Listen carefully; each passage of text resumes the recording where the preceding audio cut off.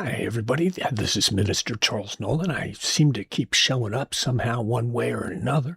And today we have a very, very special show. It's all about who this young lady is.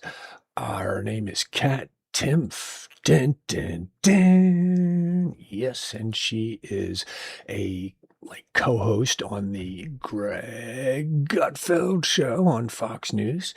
And,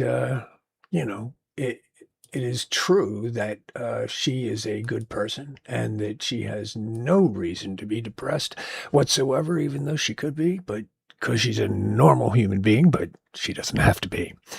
And she does have a mother, and her mother has been seen holding her. You wouldn't believe it if I told you, so I'll show you. There you go. That's Cat Timpf's mom and Cat Timpf when she was just a itty-bitty child. Now, what I wanted to do here today was I wanted to play interviews to show off Cat Timpf's style. And right before we do that, well, no, I'm going to just get right into it. Let's get into the highlight reel. This has some music and shows various things from a show that Cat Timpf did with Greg Gutfeld. So enjoy this, and I'll be back right after this. Hustle and lack of muscle. New York Times bestselling author of FoxNews Contributor.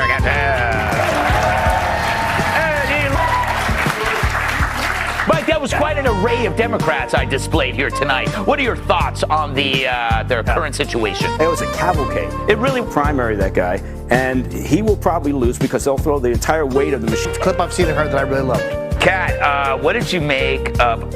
Take your. Of course. That was good. She lost her temper, so she seemed human, which was not. And isn't it terrible just how refreshing that is? Like, someone in our government seemed like a human being. Yes. Our bar is so low. The bar is so low, just like with Fetterman.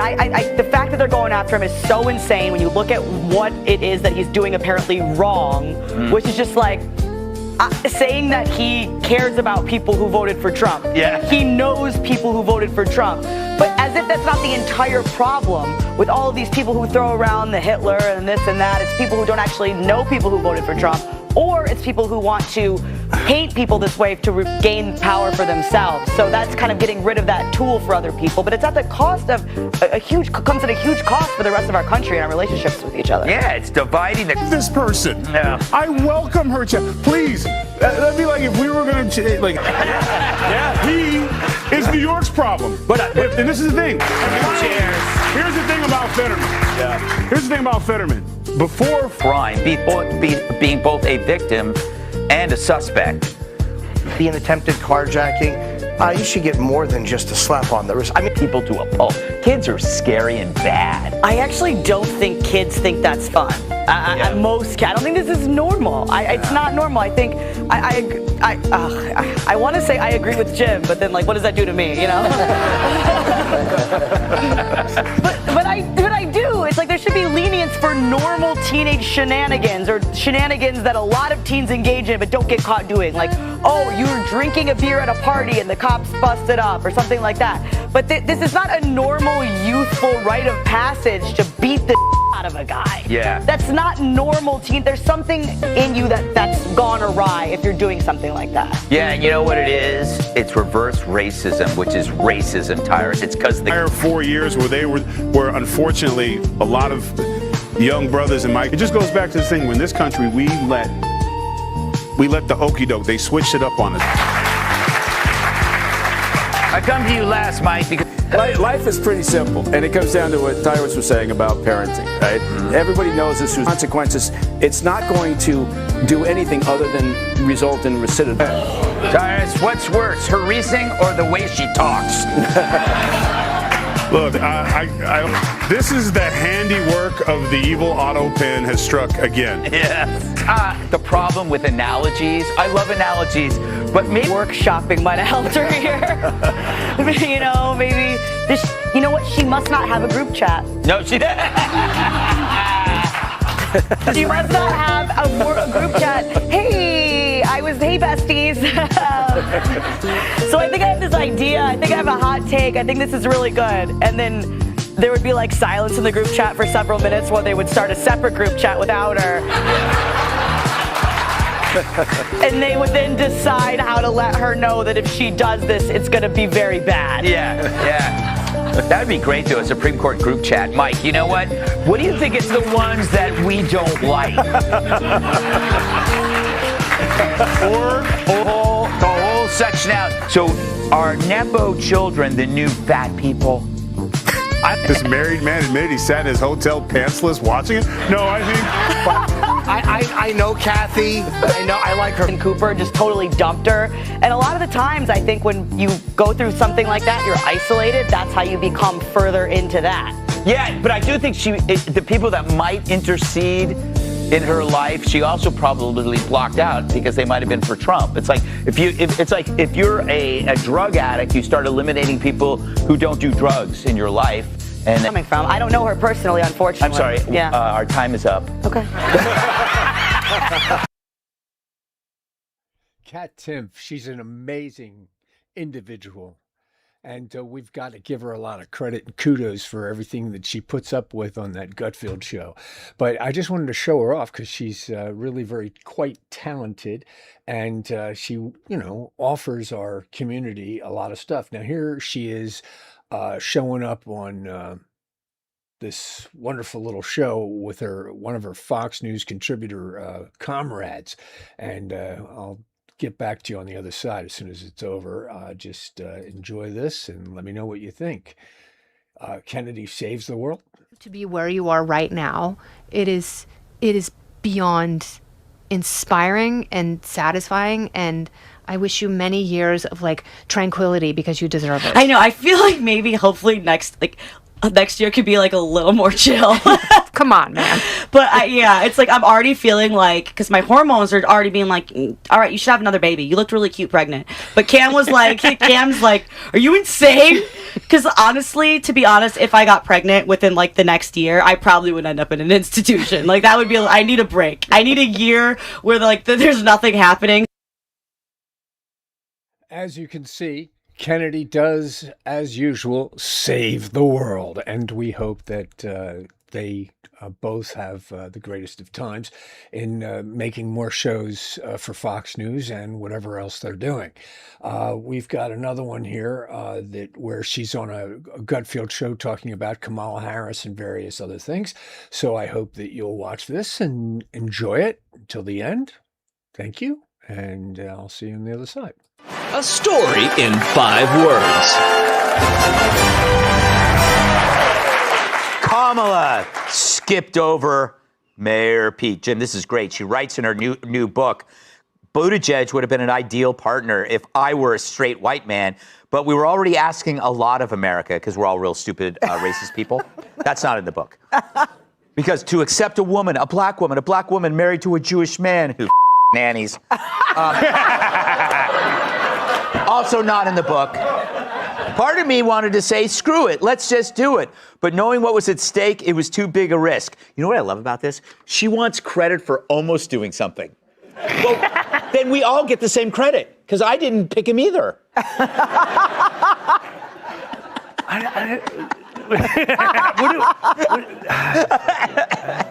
What's the gay? What does it mean? Because the white straight male. I don't understand that part. What does that mean? I think it would have been great if I was a white straight male. Then he could have picked. He could have picked a gay male. She's basically saying that America is too bigoted to accept a woman of color and a man of penis. But that's.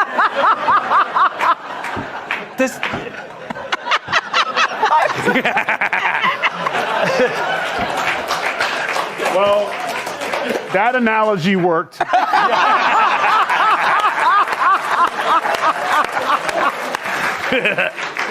I don't know where I am. I'm sorry. Would you have cared? No, but why does everything have to be an identity? Yes. Almost if I gotta just put oranges in a stack, or why do I have to be a dwarf, gay, transgender, black, married to a Jewish female transvestite on Wednesdays that bang sheep? I don't get it. Why do you need an identity? That's what all they run for. Yeah, Who cares? Yeah, and who cares? And it just like it doesn't work anymore. I think people are tired of it. You know, Kat, it just reminds me. She reminds me of somebody, and somebody goes, "Oh, I almost ran the marathon." Like it's like I almost volunteered at the soup kitchen, but I didn't. You know what this means? What? You know what this means? It's astounding. This means the fact that she's sharing this means she believes that the thing that she did wrong was not be woke enough. Yes, yeah. She's like, if only perhaps I'd chosen the gay guy. Yeah. That's the lesson. My running mate was simply too masculine. Yeah, Tim Waltz. That's what she's thinking at night. I chose too manly of a man for my running mate, and that's why I didn't win. And when you argue that Tim Waltz is gayer than Mayor, way gayer. Way gayer. It's just a stunning lack of touch with reality. Wait to get this book. We are going to read it. We're gonna have a book club. Tyrus, isn't it funny? Isn't it funny how a DEI hire, that's Kamala, refused to pay it forward to another DEI hire? It's like what she got in power. She's like, I ain't doing no gay dude. Give me the weird white guy. I'll take him. He's a veteran.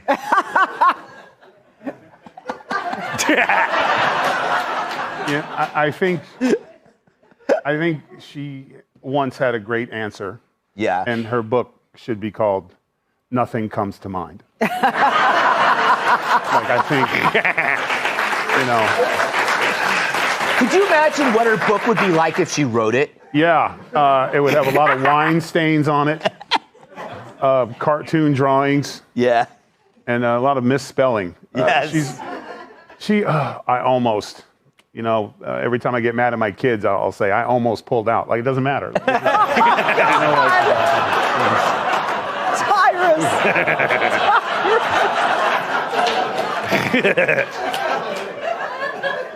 There's another analogy. What is that phrase? Almost only counts in horseshoes? Horseshoes and hand grenades. Yeah, I learned that on The View. And drive-in movies. In drive-in movies? Yeah. You are a nasty girl. You are a nasty, nasty girl. I want to hear more, Michelle. Why do you think she said, why is she saying this? She has to come up with excuses, right, for why she didn't win. The point is, Kamala, you were a putrid candidate. You were a horrible, horrible, horrible candidate. And I don't think any vice president, except maybe Josh Shapiro, could have saved her. So I remember being on The View one time, and Sunny Hostin, when Biden was in office, said, look at his cabinet. It's the most diverse cabinet in American history. She didn't care if they were qualified or not. Yeah. She just said diversity. But now there's too much diversity.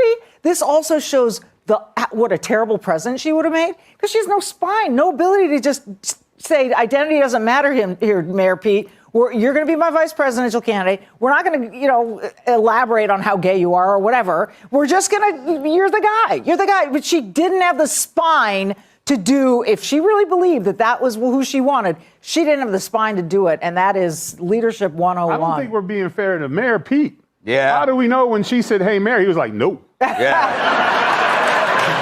You're probably, you know what? You're right. Yeah, he's like, no, I'm gay. No, you don't. I'm so gay right now. It is amazing that Biden picked her to be VP and then was chosen to run for president just to keep her from driving. I mean, if she would have came to me and said, hey, Tyrus, I want you to be the VP, I'd be like, nope, I'm gay. You wouldn't like it. All right, we must move on. Up next, DC curbs kid crime.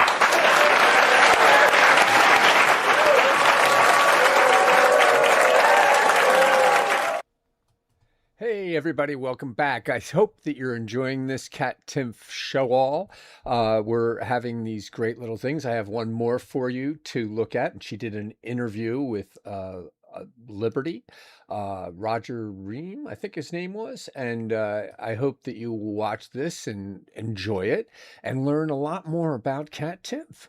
That is the whole reason I'm doing this tonight. I hope you're enjoying the program and enjoy about Cat Timpf. We'll have more on the other side. Welcome to the Liberty and Leadership Podcast, a conversation with TFAS alumni, faculty, and friends who are making an impact today. I'm your host, Roger Ream. Today, I'm delighted to welcome Cat Timpf to the Liberty and Leadership Podcast. Cat is a television personality, writer, and comedian. She's a regular panelist on Fox News' Gutfeld, and her national comedy live show has sold out theaters across the country. We are proud to also mention that Cat was a 2012 Robert Novak Journalism Fellow, and her work has been widely published in outlets including National Review, The Washington Times, Barstool Sports, Fox News, and more. Cat is the New York Times best-selling author of You Can't Take a Joke. And her fascinating new book, I Used to Like You Until How Binary Thinking Divides Us, has just been released. So let me preface the conversation just by mentioning, for the audience benefit, that there might be some mature themes used in this podcast, but you've covered a lot of ground in the book. And your basic theme is it comes at a time when our society is so divided and polarized. And you have experiences that you write about in there that are similar to some others have had, I think. Probably not to the extent you have working at Fox News, but could you first talk about your motivation in writing the book? Well, I was writing this book as I was on tour for the first book. I'm on tour again right now. I'm going literally all over the country, so come check me out if you haven't seen me. But I did almost 40 cities last tour for the last book, and I went all over. And I went to places that were very, very different. I went to Portland, Oregon, but I also went to Midland, Texas, just for example. Those are very different places. People who live there are very different. But what I kept finding was that as different as these people were, a lot of us, most of us, in fact, want the same things out of life and value a lot of the same things.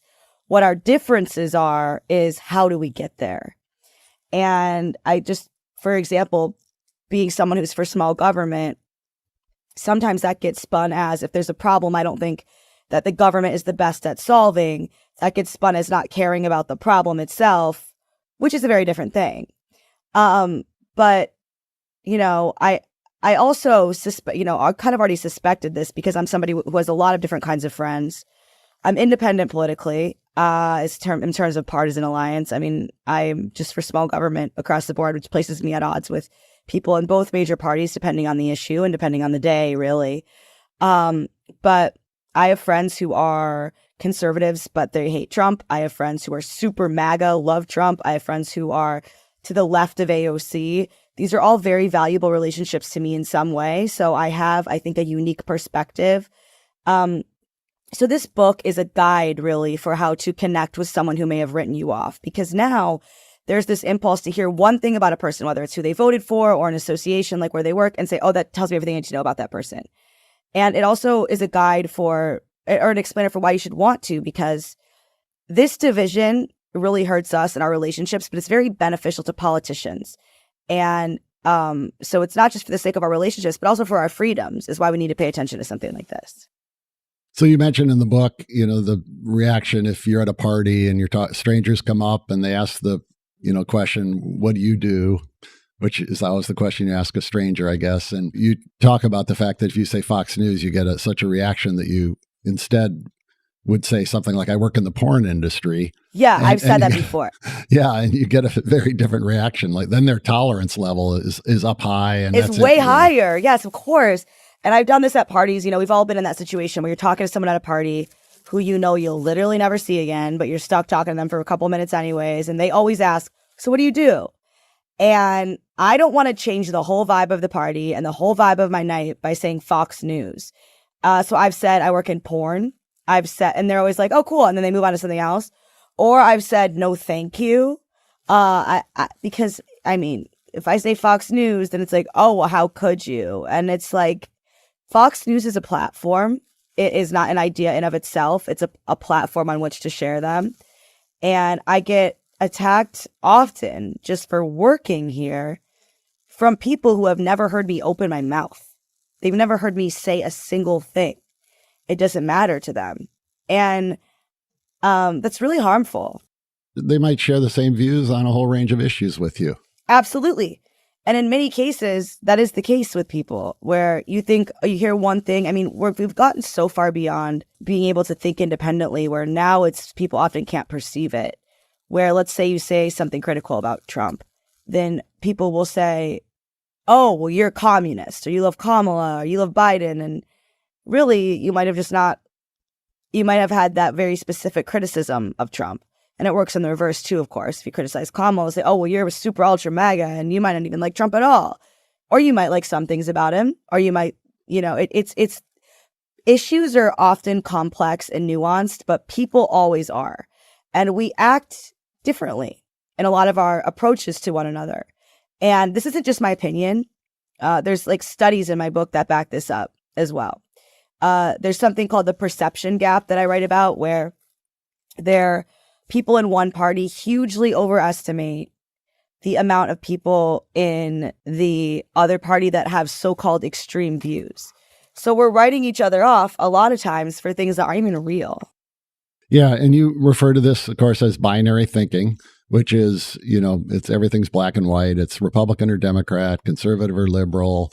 And it seems to be particularly pervasive today. And you describe it as the enemy of critical thinking, which is right on target, I think it is. Have you found that through the experiences you've had, you find ways to overcome that when you, besides saying I'm in the porn industry, I mean, can you find ways to engage people in a productive conversation who would normally just want to push you aside because of where you work?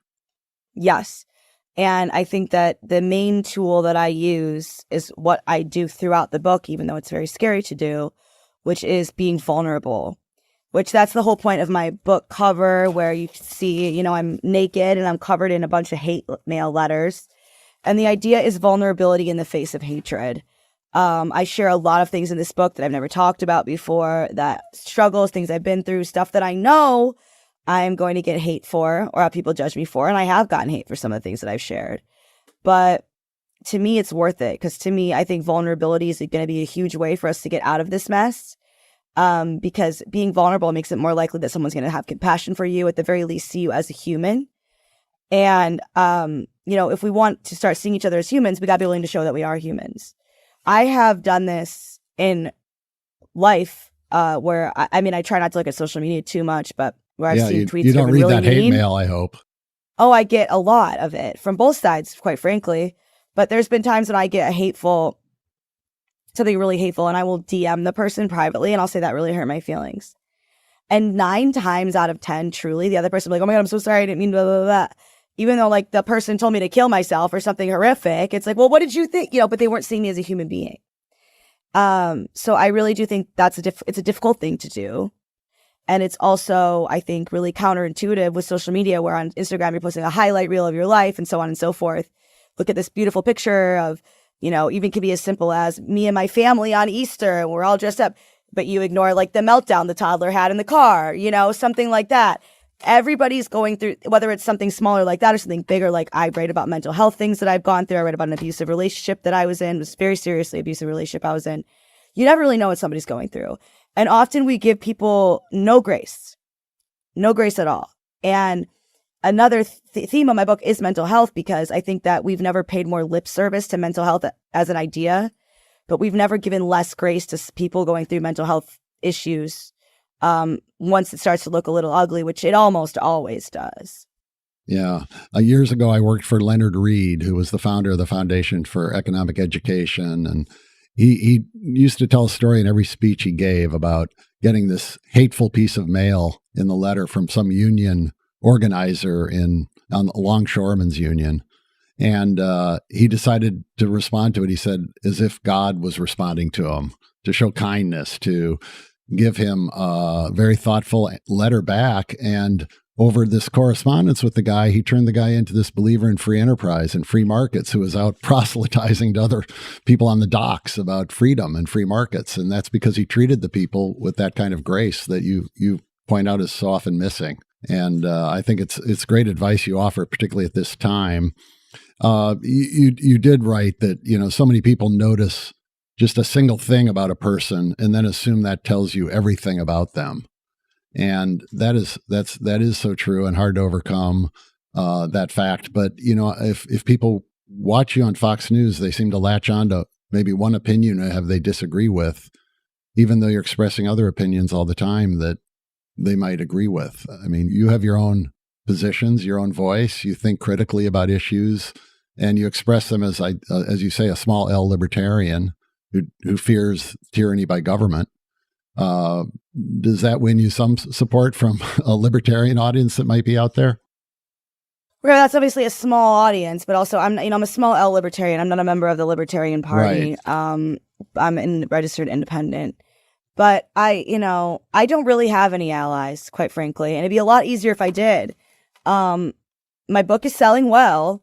I could sell a book, many more of a book, especially now during this time, about digging in on one side or the other, about how the other side is so evil, it's so bad, and you're the best because you're not on that side. And I would sell a lot more books. I would sell out my shows faster. I mean, I do sell out shows, but not all of them, and not, I would probably sell all of them out. And I've chosen not to do that because I'm going to be honest about what I really believe and what I really feel, knowing sometimes that it's not going to be popular. And, because I really think we just have so much to lose. I know we have so much to lose, but it can be very difficult sometimes. It can be really difficult sometimes, knowing that I've chosen less money for myself. I've chosen, because I will get criticized by the Fox audience for if I am ever critical of anything Trump said or done, which I have been at times, and will be again, I'm sure. But then it's not like I win points with the other side either, because the fact that I work here, people hate me, like I said earlier, who've never even heard me open my mouth. They just see where I work. I've been called horrible names only because I work here, that I'm a horrible person. I'm actually at my core rotten, disgusting, nasty, horrible person because I work here. So I have no allies, but I know that I'm sticking to my principles and my values, and that's really enough for me. Yeah, there's that old story that, of Michael Jordan being pressured to endorse a candidate in a North Carolina Senate race many years ago, and he refused to do it. And he said, Republicans buy sneakers too. Right. For me, it's the opposite because of the business that I'm in, right? I mean, working at Fox, I know what the audience wants me to say. I know going into a segment what the people watching want me to say. Sometimes I agree with the audience and my opinion will reflect that, but sometimes I don't. I went to a Bruce Springsteen concert on Friday night, and I was anticipating hearing politics from the stage, and there was none. It was great. I was glad not to have to deal with him talking about politics. And I thought to myself, that audience was probably close to 50-50 divided between Trump and Harris. Nowadays, especially when the Springsteen audience is in their 60s and 70s, and given where it was. But I thought, well, he didn't want to antagonize. He probably would have got booed by half the audience if he started endorsing a candidate or talking politics in there. And I think we politicize too much in our society, and that's a problem with the big government we have as well. And you make a really interesting point in there about if you say you're against a particular government program, you already touched on it earlier, people will assume that means you don't want to help the people that program's intended to help. And you and I know so often those programs are counterproductive. They subsidize the problem rather than solve it. How do we overcome that sense among people that if we're against expanding a government program, it doesn't mean we don't want to help the people that program's been proposed to help? My book is an excellent guide, I will say, as you know, I provide a lot of examples of that in my book, and it's an excellent guide for how to talk to people like that. In short, I would say focus, a reminder that the focus on the problem, that you agree on the problem. I think a great example would be education, right? Criticizing any education, whether it's the Department of Education or criticizing any leaders in education, gets to be, you don't care about kids. You don't want kids to learn things, which is on its face ridiculous. And that's why I write a whole chapter in my book called Think of the Children, and how the powerful among us will often use kids as pawns, essentially, to get people to agree to bigger government. That honestly, if we could spend our way out of this, then I would be wanting to give even more money. But just one small example of locally here in New York, it just came out that, and my taxes here are absurd. I mean, I'm working for free half the year, okay? The amount that I have in taxes. And, you know, it just came out that these education bosses were taking money that this was supposed to be used to take homeless kids to Disney and taking their own kids instead. And that's just like one example of, I mean, so many examples where it's just, you say, where does this money go? I would have, saying that you have an issue with taxes doesn't mean you don't want to help people. It could just mean, I don't really know that this money is going towards the people. Where does this go? I've seen so many places where it goes with things I don't agree with, even for some people, where their money funds things that they are morally opposed to as well. So I think that is a good reframe. I agree with you that I want kids to be educated. I just don't think this is the best way. And that can be difficult, though, for people to give up. It can, because I also write about my book and research about how moral outrage is more often rooted in self-interest than it is in altruism, which makes a lot of sense, right? But it's that the more guilt or powerlessness you feel over a problem, the more you are then motivated to direct that outrage at a third-party target, and then you do feel better when you do. But it's easy, right? If the other side's all bad, evil people, then you get to be good just by not being on that side.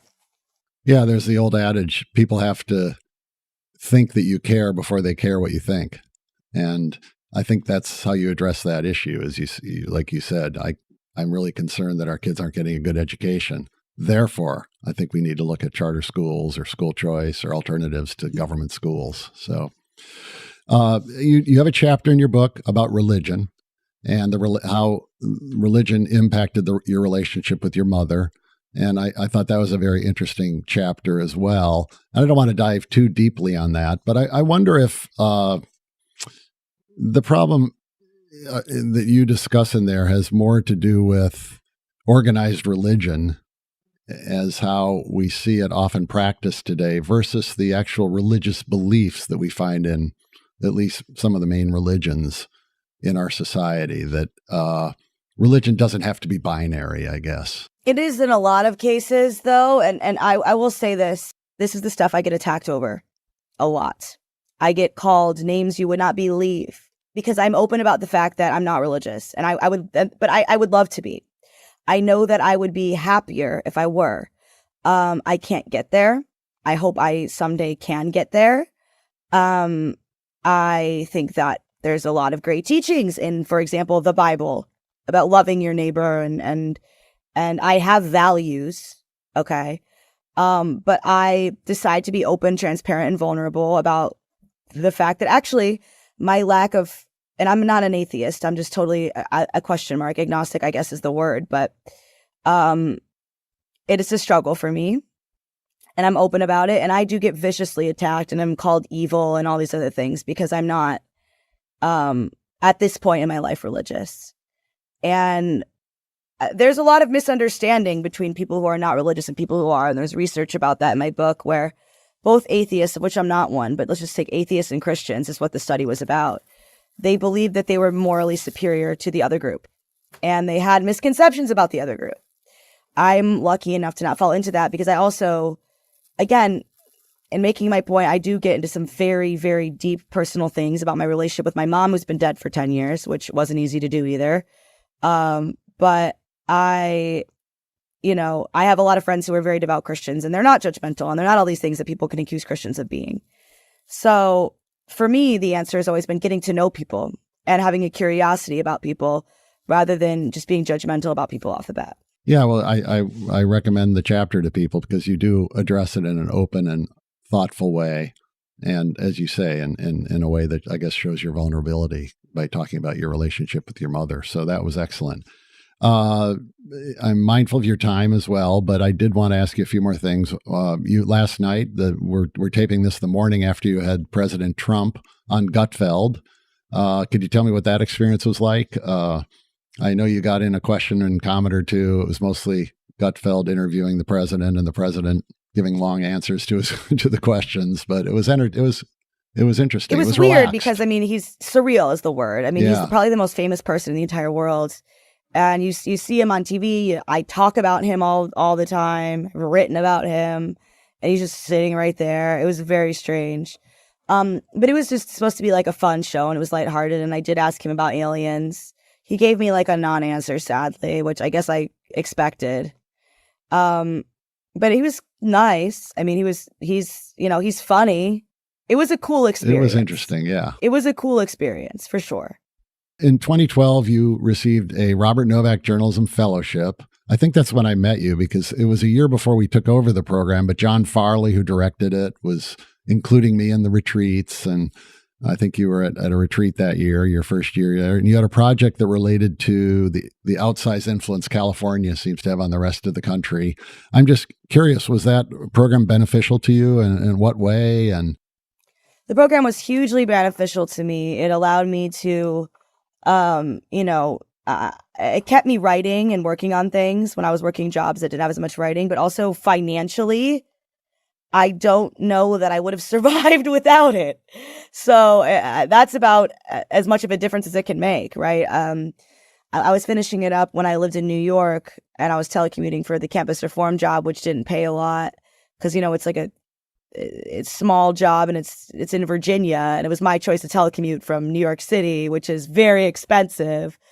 And with the help of the fellowship, I was able to eat, like pay my rent. I mean, I'm very, very, very, very, I cannot say enough about how grateful I am for the opportunity, not just financially, but also to push me to write and have several bylines in these publications.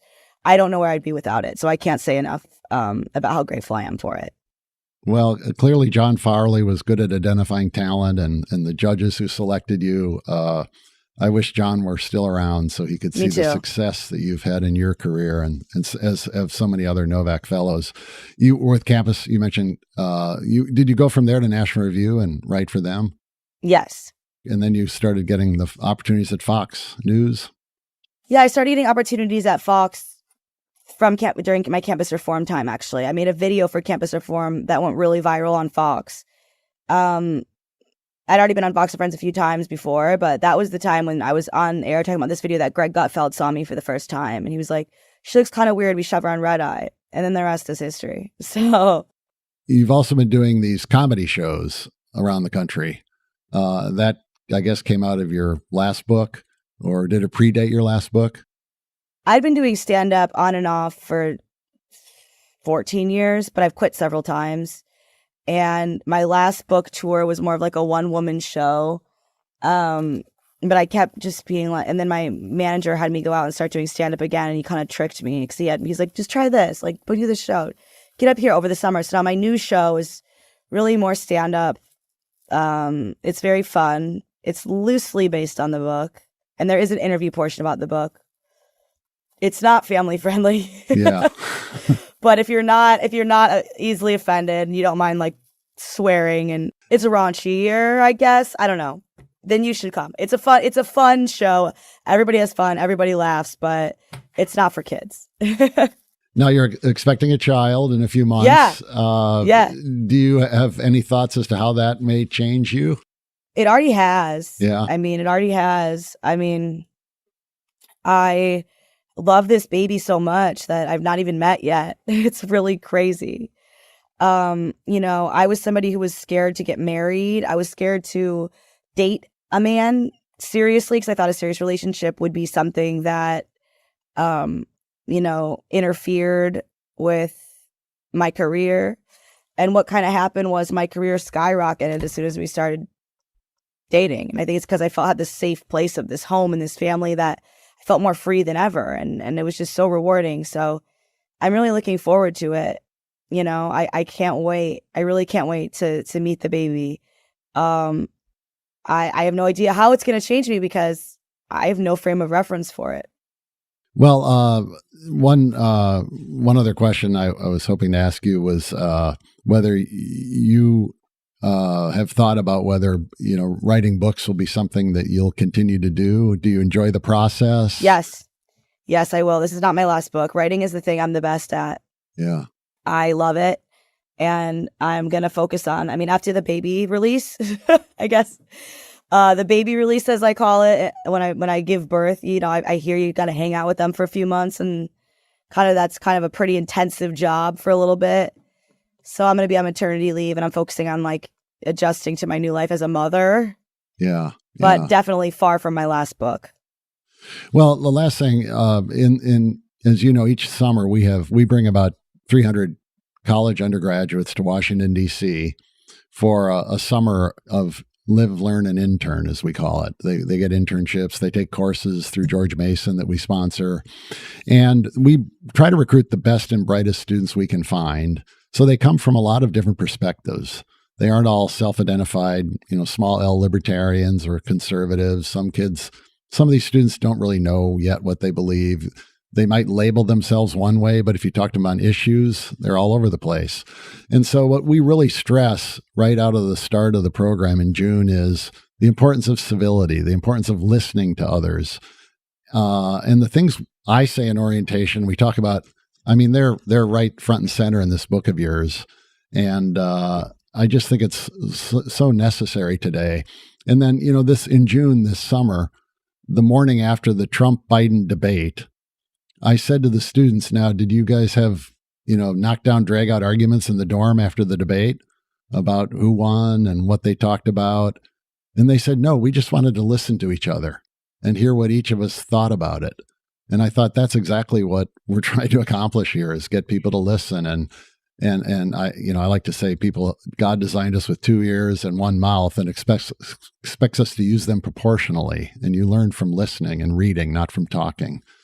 But I just think it'd be excellent. We should give this book to our students. We should get you to come down and speak to our students in the summer, because the themes you write about in here are just so needed right now, especially with a young audience. Thank you. That'd be great. I'm very passionate about this. Much hope for the future. Yeah, I'm not asking you to accept an invitation to speak now, but I just hope that this book tour you're on now goes exceedingly well. I went to the local bookstore here in Washington, D.C. to buy a copy, and they didn't have any.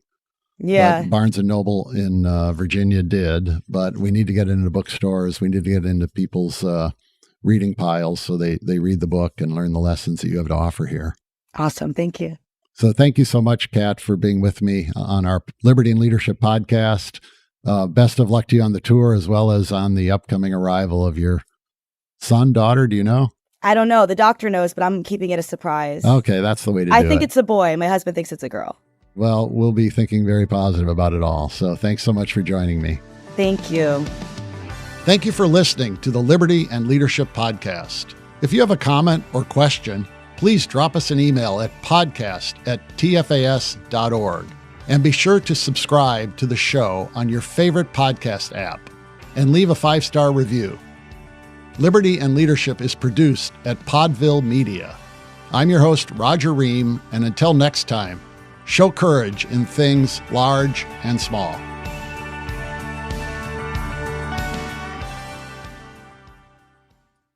I'm just very grateful that you guys are still here learning about Cat Timpf.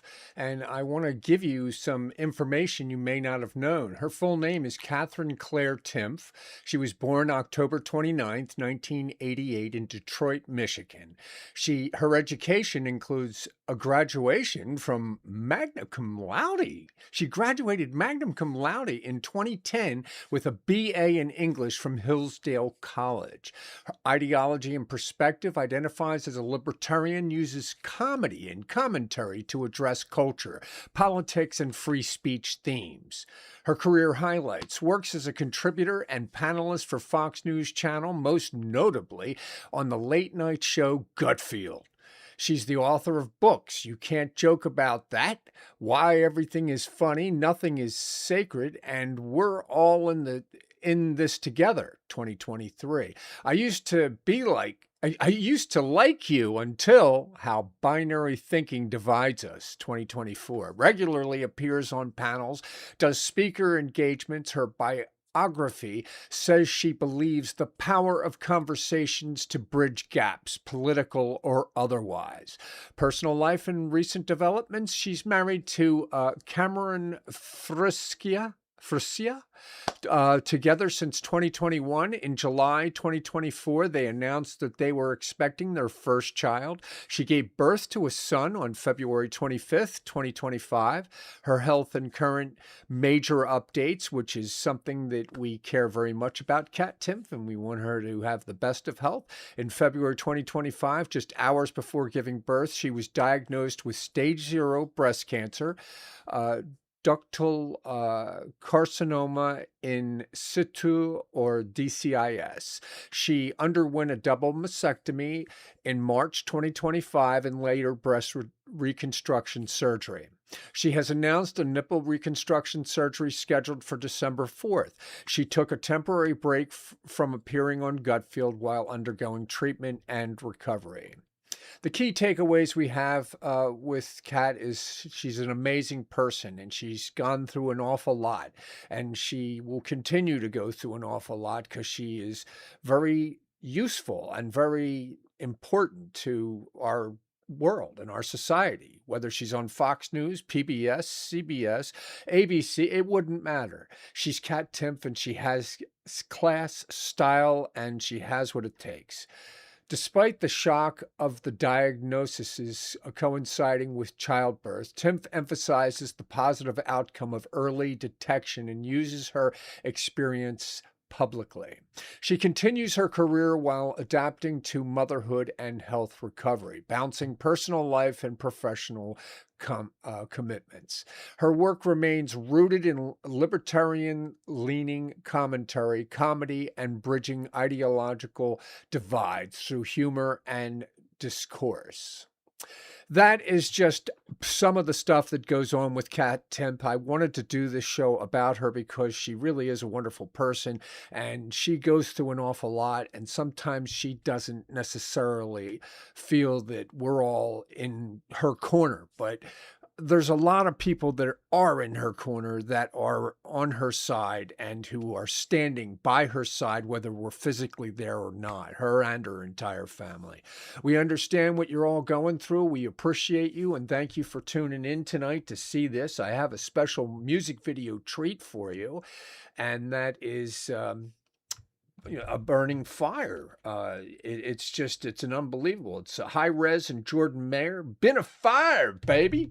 So enjoy this, and I'll be back on the other side to sign off and say maybe a few good things that you might want to hear. I hope and pray in Jesus' mighty name.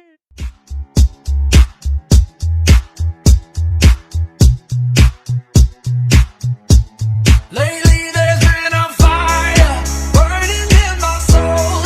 It's taking full control. I'll never let it go. 'Cause life can be hard when you feel like you're all alone. Nobody there to hold. Nobody there to know you. In the depths of my soul, fire burning bright. Made it out of darkness when I saw his light. Every single heartbeat, I could feel his grace. I'm not in a rush, I'm setting my own pace. There's a fire in my soul, more than just a flame. Was a slave to my mind, now I feel unchained. Now it's easier to get up every time I fall. All this love I possess, man, it conquers all. I know he got me through all of the highs and lows. Every path, every turn, every single road. I know that he there when I feel alone. Feel like I can't fail, I'll achieve my goals. There ain't a struggle I can't overcome. Even if you hate me, I still show you love. Was so anxious, confused, I was so depressed. Every breath, every step, now I feel so blessed. There's been a fire burning in my soul. It's taking full control. I'll never let it go. 'Cause life can be hard when you feel like you're all alone. Nobody there to hold. Nobody there to know you. God lifted me out the darkest place. I worked so hard to beat the demons I faced. circle getting smaller every single year. If I cut off on my friend, it might disappear. Every single day I would go and chase my vice. Now I know why God didn't take my life, cause I got a bigger purpose and now it's clear exactly the reason for why I'm here. Letting go of the habits that hold me back. For my kids and my wife, now I'm right on track. I had to leave a couple people in the past who couldn't grow with me, but I'm not sad. Satan been whispering them pretty lies. I never stay down, when I fall I rise. A father, a husband, a son, and a man. All I had to do was just trust in his plan. Lately there's been a fire burning in my soul. It's taking full control. I'll never let it go. Cause life can be hard when you feel like you're all alone. Nobody there to hold, nobody there to know you. This lonely road has been so long.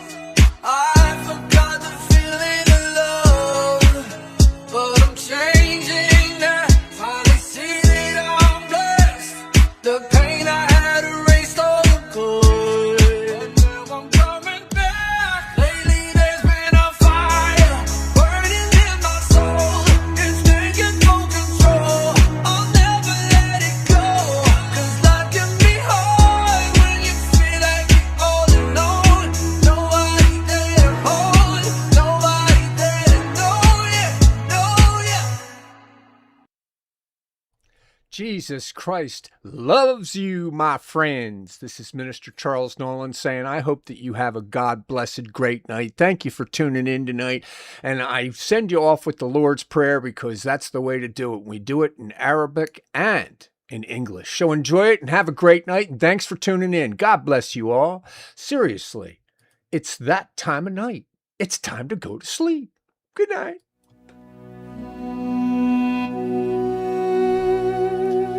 Jesus taught the Lord's Prayer to his disciples in the Aramaic language. Is this manner? Therefore pray. Our Father in heaven, hallowed be your name. Your kingdom come. Your will be done, as in heaven, so on earth. Give us the bread we need today, and forgive us our sins and our debt, as we forgive those who sin against us. Do not bring us to trial, but deliver us from evil. For yours the kingdom, the power, and the glory, to the ages of ages. Amen.